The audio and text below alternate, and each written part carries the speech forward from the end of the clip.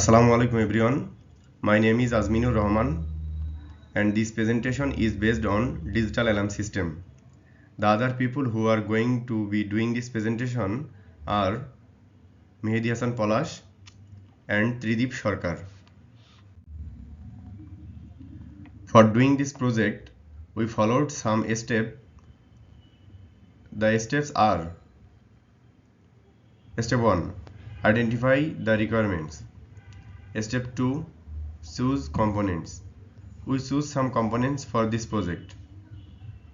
The components are 555 timer IC, transistor, sensor, CMOS logic gate, resistor and capacitor. Step 3. Design the sensor circuit. We design our digital sensor circuit using CMOS logic gates that can detect the presence of applicant using their digital token. Step 4. Design the 555 timer circuit. We using the stable mode for 555 timer circuit. Step 5. Combined sensor and timer circuit. Now step 6. Implement CMOS logic. Step 7. Test the system. We simulate the system to ensure its functionality correctly. Step 8. Prototype and assembly. Step 9. Install and calibrate. Step 10. Maintenance and support.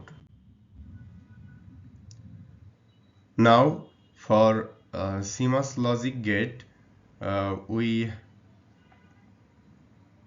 create a truth table by taking three input A, B and C, and the output is F. When the output F is 1, it means high and it represents the presence of applicant, and when the F is 0, it represents that in the chamber the applicant is less than 2.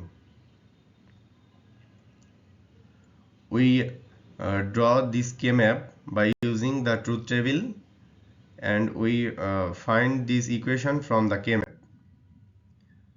Now in this equation we considering a whole bar for NMOS and do some calculation. By using formula we found the PMOS equation. Now by using those equation, PMOS and NMOS equation, we draw this CMOS logic circuit. Here is the simulation of the CMOS logic circuit, and it is the on state of this logic circuit when the bulb is 1, and it is the off state of the CMOS logic circuit when the bulb is off. That's all from my side, and now I invite MEHEDI HASAN POLASH to continue this presentation. Thank you. Assalamu alaikum everyone. I am MEHEDI HASAN POLASH. I will discuss about 555 timer and the stable mode of 555 timer, which I applied to solve the math part of this assignment. Here is the picture of 555 timer and its functional block diagram. For designing the alarm 555 timer circuit, some information was given in the assignment. Here is this information. Here is frequency and duty cycle was given. At first we have to found total time T, then duty cycle was given, so we calculate high time and low time. This is the main functional diagram of stable mode. In this stable mode we have some information which is initially in stable mode the capacitor remain uncharged. When C1 is charging below 130 VCC, then B is 1, pin 3 is 1, and the output Q1 is off. After that, when C1 is beyond on 3 VCC, then B equal 0, pin 3 equal 1, and Q1 is still off. So during the discharging state, during the charging state, the output remains high. When C1 is beyond 2-3 VCC, then output equals to 1. So it means reset condition.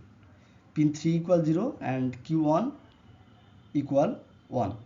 Capacitor stores discharging here. When C1 is below 2-3 VCC, then output equal to 0. Capacitor is still discharges. Pin 3 equal 0.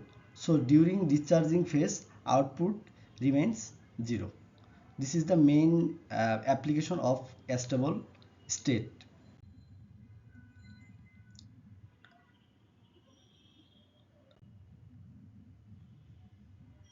Now this is the simulation part.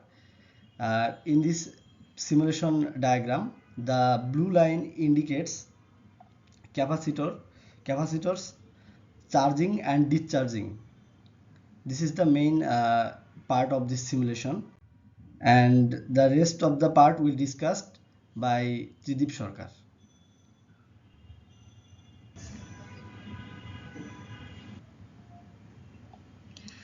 Hello everyone, my name is TRIDIB SARKAR.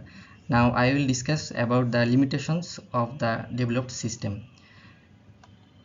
Limited detection range. The system is designed to detect applicants using digital tokens within the chamber. However, it may not be effective in detecting applicants beyond a certain range from the sensor.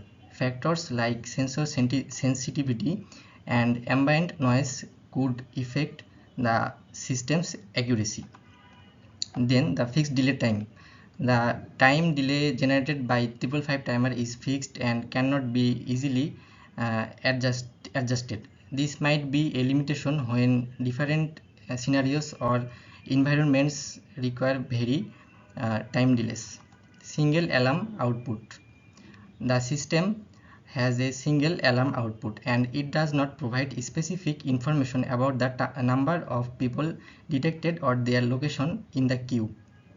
After that, sensitivity to environmental factors. The performance of the sensor circuit may be affected by environmental factors such as temperature, humidity, and lighting condition, leading to false triggers or missed detections. Then lack of synchronization. In situation where multiple queues are presented by system lacks synchronization between different chambers, that might lead to confusion if alarms are triggered simultaneously in different queues. Then I will discuss about the effect of increasing the frequency above 4500 Hz.